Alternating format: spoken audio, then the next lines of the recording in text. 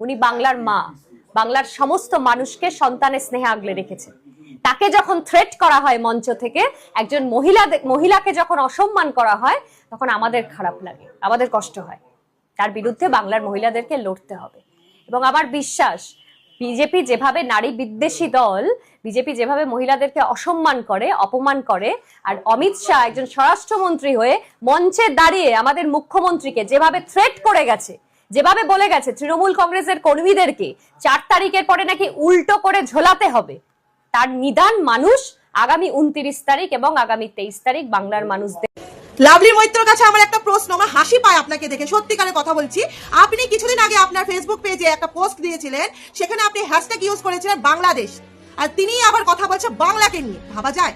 হ্যাঁ, আপনি পশ্চিম বাংলা থেকে আপনি হ্যাশট্যাগ ইউজ করছেন বাংলাদেশের, আর আপনি আবার বাংলার মেয়েদেরকে নিয়ে, মাদেরকে নিয়ে কথা বলছেন। লজ্জা লাগে না? লজ্জার মাথা খেয়েছেন? লজ্জার মাথা খেয়েছেন নাকি? আপনাদের মতো বিন্দু মাত্র লজ্জা নাই। ঠিক আছে, আর একটা কথা বলছি। আপনি বলছেন যে একটা সভাতে আমাদের অমিত শাহ নাকি দিদিকে বলছে আয় দিদি, হুমকি দিয়েছে। তাহলে আপনি বলুন তো কি বলতে? আয় মমতা, এভাবে বলতো? এইভাবে বলতো? আপনারা হলে বলতে পারতেন, কেন আমাদের, আপনাদের মতো বিদ্যে নেই, আমাদের মতো বিদ্যে আছে। সেই না আমরা কাউকে এইভাবে কথা বলতে, আয় মমতা, আয় দিলীপ শাহ, এমন করে কথা বলতে পারি না। আমরা সম্মান দিয়েই কথা বলি। অমিত শাহ যথেষ্ট সম্মান দিয়ে কথা বলেছে। আর উনি যে কাজকর্ম করে রেখেছেন বাংলাতে, ওনাকে আর কি সম্মান দেবে? কি সম্মান দেবে ওনাকে?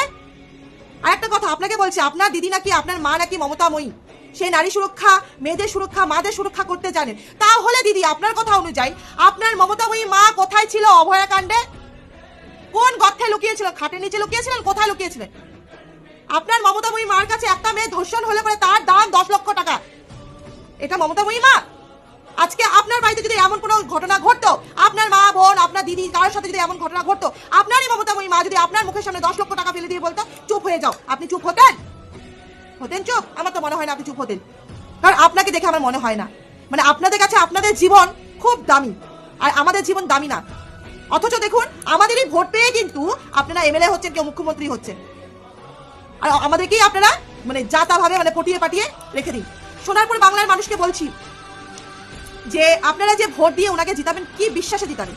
আপনাদের বাড়ি মা বোন কি সুরক্ষিত আছে?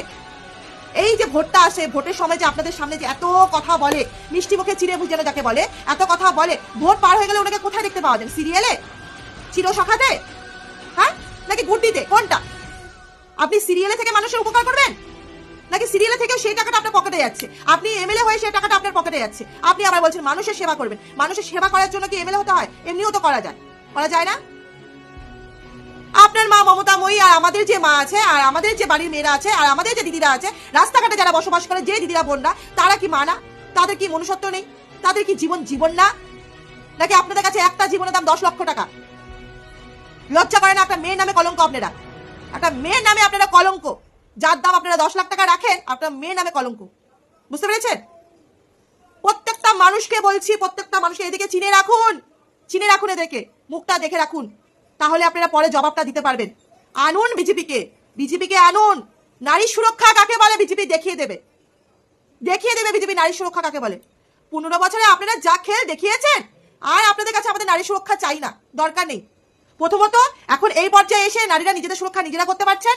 দ্বিতীয়ত, আপনাদের মতো ভণ্ডামি মুখ্যমন্ত্রী, ভণ্ডামি এমএলএ আমাদের চাই না, দরকার নেই, যথেষ্ট হয়েছে, আর কোনো দরকার নেই। বুঝতে পেরেছেন? এনারা নাকি নারী সুরক্ষা করবে। হ্যাঁ, যে নারী যখন ঘটনা ঘটেছিল অভয়া, তখন সামনেই পর্যন্ত আসেনি, সেই নাকি নারী সুরক্ষা করবে। হাসালেন আপনি।